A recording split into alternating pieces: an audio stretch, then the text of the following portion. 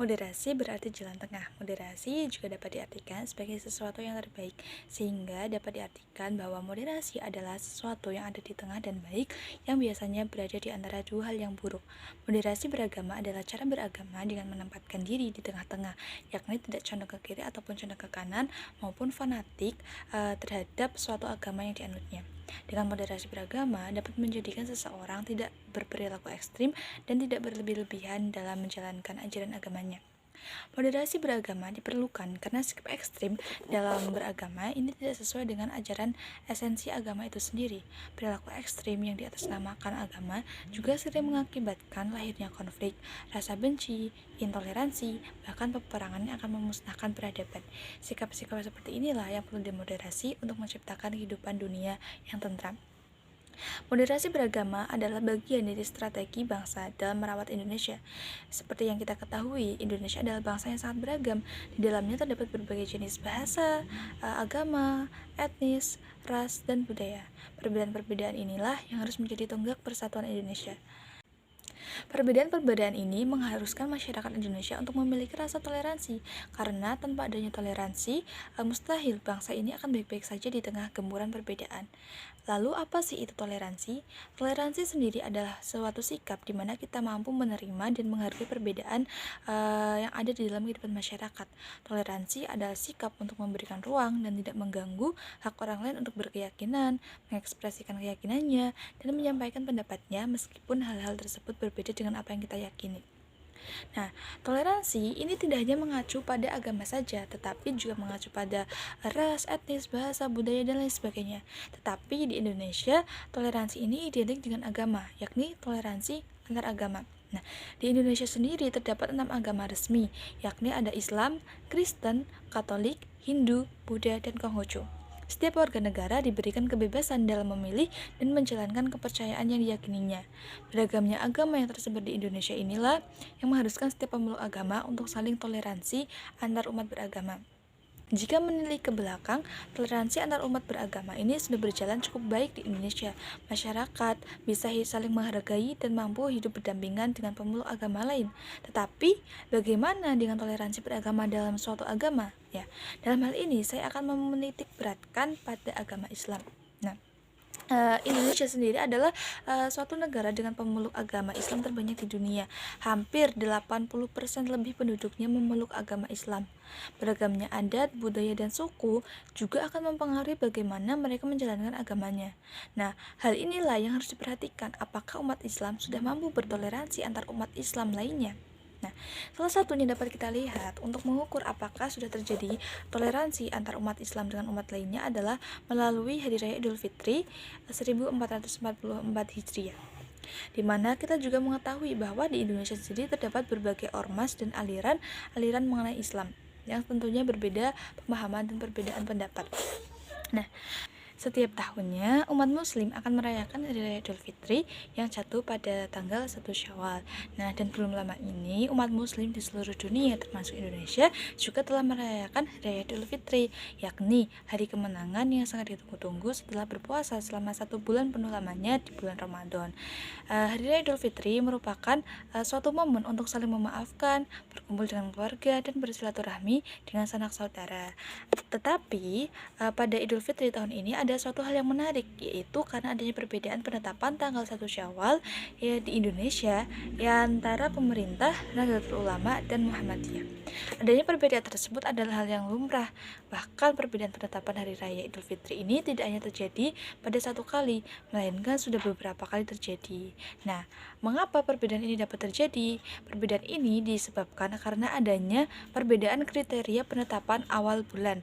Selain itu juga karena adanya perbedaan dalam memahami nas atau dalil dan metode pengambilan hukumnya atau istinbat. Nah, merayakan Hari Raya Idul Fitri dengan hari yang berbeda sebenarnya bukan hal baru yang ada di Indonesia, karena selama puluhan tahun Indonesia sudah beberapa kali merayakan lebaran yang berbeda. Nah, biasanya perbedaan Hari Raya Idul Fitri ini melibatkan dua ormas terbesar di Indonesia, yakni Muhammadiyah dan Nahdlatul Ulama.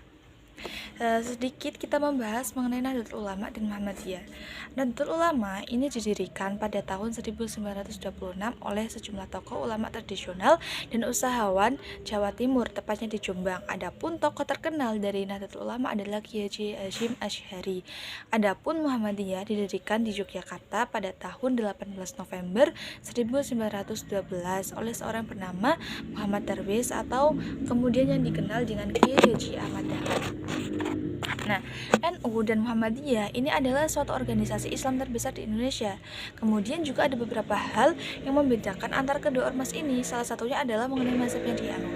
Nah, kedua organisasi ini memegang teguh Ahlussunnah wal Jamaah. Hanya saja NU lebih berfokus dan berpegang pada mazhab Syafi'i, sedangkan Muhammadiyah menggunakan keempat mazhab yang ada. Sebenarnya tidak ada perbedaan yang begitu mencolok, hanya ada perbedaan-perbedaan kecil mengenai masalah fikih seperti dalam sholat. Ketika NU itu kan ketika salat subuh menggunakan doa kunut, sedangkan Muhammadiyah tidak. Nah, perbedaan lain yang bisa dilihat adalah NU itu dikenal dengan toleransinya terhadap tradisi-tradisi yang ada di Indonesia. Hal ini bisa dilihat dari berbagai tradisi yang masih terjaga sampai sekarang seperti ziarah ke makam, tahlilan, dan selamatan. Sementara itu Muhammadiyah dikenal dengan istilah pemurnian Islam dan gebrakannya dalam dunia pendidikan. Makanya di dalam Muhammadiyah ini tidak dikenal dengan adanya tahlilan, sedekah, ataupun semacamnya. Nah, kembali lagi mengenai perbedaan penetapan Hari Raya Idul Fitri. Nah, perbedaan ini juga terjadi karena adanya perbedaan dalam dasar perhitungan, di mana Muhammadiyah menggunakan metode hisab dalam penentuan awal bulan Komariah, sementara NU menggunakan metode ruqyah. Muhammadiyah juga menentukan bahwa ketinggian bulan berapapun di atas 0 derajat itu sudah dianggap sebagai masuknya bulan baru. Pemerintah menetapkan 1 Syawal dengan metode Ruqyatul Hilal dengan kriteria sudut elongasi antara 1 derajat sampai 3 derajat. Kemudian hal ini sesuai dengan kesepakatan MABIMS, yaitu Menteri Agama Brunei, Indonesia, Malaysia, dan Singapura pada tahun 2016 yang menyepakati kriteria hilal baru, yakni ketinggian hilal dengan 3 derajat dan elongasi 6,4 derajat. NU atau Nahdlatul Ulama menggunakan metode Ruqyatul Hilal untuk menentukan awal bulan Hijriyah, termasuk di dalamnya adalah Ramadan dan Syawal. Penggunaan metode ini berdasarkan keputusan Muktamar NU ke-30 pada tahun 1990 yang dilaksanakan di Pondok Pesantren Lirboyo, Kediri. Meskipun penggunaan metode Ruqyat, NU tetap menggunakan perhitungan ilmu falak sebagai landasan pelaksanaan Ruqyatul Hilal. Muhammadiyah telah menetapkan 1 Syawal bahkan ketika masih awal-awal puasa yang akan jatuh pada hari Jumat 21 April. Sedangkan NU masih akan melanjutkan pemantauan hilal dan dilanjutkan dengan sidang isbat oleh Kemenak untuk menentukan 1 Syawal. Jadi, tidak heran jika terkadang warga Muhammadiyah berlebaran lebih awal, sedangkan warga NU atau yang mengikuti pemerintah masih berpuasa. Kadang pula Muhammadiyah dan NU bersamaan melaksanakan puasa dan merayakan lebaran. Sebenarnya Muhammadiyah dan NU ini sama-sama menggunakan hisab atau perhitungan, namun metode yang digunakan keduanya berbeda. Muhammadiyah menggunakan wujudul hilal, yaitu ketika hilal sudah terlihat walaupun 0 derajat sudah bisa dipastikan memasuki bulan baru. Sedangkan NU menggunakan metode Ruqyatul Hilal. Metode ini dilakukan untuk memastikan kembali apakah hilal ini telah muncul atau belum. Jadi NU ini mengecek terlebih dahulu hilal sudah terlihat dengan jelas atau tidak, dan perhitungannya harus di atas 2 derajat baru bisa dipastikan telah memasuki bulan baru.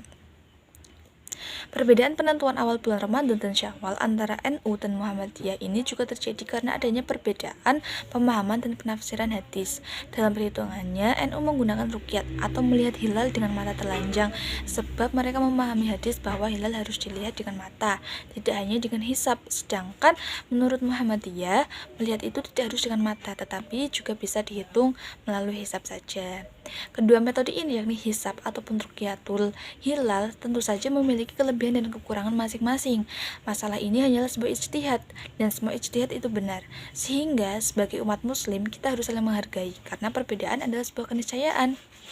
Tetapi perbedaan akan selalu berkemungkinan besar menciptakan sebuah perpecahan, membuka jalan dari pertikaian yang berujung konflik berkelanjutan. Tapi tak selamanya kok perbedaan akan membawa perpecahan, karena perbedaan sejatinya akan menciptakan persatuan dan kesatuan. Nah, dalam menghadapi perbedaan ini, sebagai umat Islam, kita harus saling menghargai, menghormati, dan tidak menghakimi. Dari sinilah sikap moderat sangat diperlukan. Seseorang yang sudah mampu bersikap moderat pasti akan menerima perbedaan yang ada. Mereka yang moderat akan selalu berada di tengah-tengah, tidak menyalahkan antara yang satu dengan yang lainnya, juga tidak membenarkan mana yang paling baik antara yang satu dengan lainnya. Lalu bagaimana sikap moderat yang harus kita ambil atau yang harus kita sikapi dalam menghadapi perbedaan ini? Nah, jadi ada beberapa sikap moderat yang harus kita lakukan atau yang harus kita miliki sebagai masyarakat dalam menghadapi permasalahan ini. Yang pertama adalah saling menghormati dan menghargai. Nah, kita harus saling menghormati. Bagi yang sudah merayakan Hari Raya Idul Fitri terlebih dahulu, maka sebaiknya mereka menghargai yang masih berpuasa dengan tidak makan atau minum di tempat umum yang mana masih ada orang yang berpuasa. Dan sebaliknya, ketika kita masih berpuasa, kita juga harus mampu menghargai mereka yang sudah berlebaran dengan tidak mengganggu peribadatan mereka seperti sholat Id. Kemudian yang kedua adalah tidak menghakimi. Bagi yang sudah merayakan Hari Idul Fitri, tidak boleh menghakimi yang masih berpuasa, begitu sebaliknya. Jangan sampai ada kata-kata yang terlontar, misalnya, sudah lebaran kok masih puasa, haram puasa di hari raya Idul Fitri. Kemudian, atau sebaliknya, misal, puasanya nggak sah loh, masih kurang satu kok udah lebaran aja sih, gitu. Misalnya seperti itu. Jadi, kita ini tidak boleh saling menghakimi. Yang ketiga adalah tidak merasa paling benar. NU dan Muhammadiyah sejatinya sama-sama berhari raya pada tanggal 1 Syawal. Yang ketiga, tidak merasa paling benar. Perbedaan adalah sebuah keniscayaan. Sejatinya, NU ataupun Muhammadiyah sama-sama berhari raya pada tanggal 1 Syawal. Hanya saja beda pemilihan ukuran ufuknya. Tidak ada yang salah, karena semua ijtihad itu benar. Kita tidak boleh saling menyalahkan, apalagi sampai kafir mengkafirkan. Yang keempat adalah bersikap netral. Apabila kita tidak tergabung dalam NU ataupun Muhammadiyah, maka kita harus bersikap netral, yakni tidak condong ke NU ataupun condong ke Muhammadiyah. Maka kita dapat mengambil sikap, yaitu kita mengikuti pemerintah saja. Kemudian, selain sikap moderat yang harus dimiliki oleh masyarakat, pemerintah juga memegang peranan penting dalam menghadapi masalah ini. Nah, pemeran pemerintah diantaranya adalah yang pertama, memberikan edukasi kepada masyarakat bahwasanya perbedaan pendapat dalam perhitungan 1 Syawal merupakan hal yang wajar terjadi di kalangan umat Islam. Yang kedua, menghimbau kepada masyarakat muslim untuk tetap menghormati adanya perbedaan tersebut dengan mengedepankan sikap toleransi atau tasamuh dan menjaga ukhuwah Islamiyah. Yang ketiga, yaitu senantiasa aktif menjaga kondusivitas di tengah masyarakat agar terciptanya keamanan dan ketertiban selama pelaksanaan ibadah Hari Raya Idul Fitri 1444 Hijriah. Yang keempat, yaitu dengan mengajak masyarakat untuk menyikapi perbedaan secara bijak dengan saling menghormati pilihan pendapat keagamaan masing-masing individu. Dan yang kelima adalah pemerintah harus bersikap netral. Sebaiknya pemerintah ini tidak menerapkan satu hukum saja dan menyerahkan segala keputusan kepada masing-masing organisasi keagamaan. Sebenarnya, perbedaan yang terjadi di Indonesia ini sudah sangat sering terjadi, baik itu penentuan 1 Ramadan, 1 Syawal, ataupun tanggal 10 Zulhijjah. Jadi, seharusnya tidak perlu diperdebatkan lagi. Nah, karena masing-masing pihak ini memiliki argumentasi untuk membenarkan pandangannya. Juga sepanjang periode 2003 sampai 2022 atau 20 tahun terakhir, Indonesia ini juga pernah merayakan Hari Raya Idul Fitri yang berbeda selama 3 kali, yakni antara pada tahun 2006, 2007, dan 2011. Dan pada tahun 2023 ini adalah keempat kalinya terjadinya perbedaan selama kurun waktu 20 tahun terakhir. Meskipun perbedaan pandangan dan pendapat baik NU ataupun Muhammadiyah sejatinya kan sama-sama Islam, sama-sama menjalankan ajaran agama sesuai dengan Al-Quran dan Sunnah. Jadi tidak ada yang perlu diperdebatkan karena ini hanya masalah ijtihad dan semua ijtihad itu benar.